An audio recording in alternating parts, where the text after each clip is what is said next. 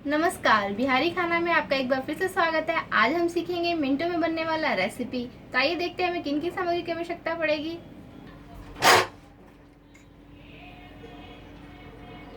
हमने लिया है एक खीरा, उसे घिस लिया है। 100 ग्राम दही लिया है और 1 से 1.5 चम्मच चीनी लेंगे। आप अपने स्वाद जितना आप चीनी खाना पसंद करते हैं, कम या ज़्यादा अकॉर्डिंगली ले लें।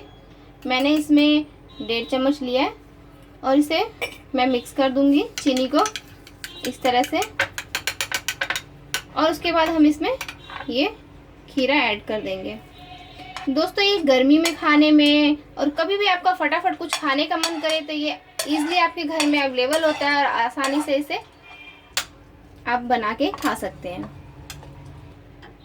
दोस्तों, हमारा खीरे और दही का रेसिपी तैयार है। चीनी के साथ मीठा डिज़र्ट की तरह आप ले सकते हैं इसे। ये बहुत ही टेस्टी लगेगा। इस तरह से हमने तैयार कर लिया इसे।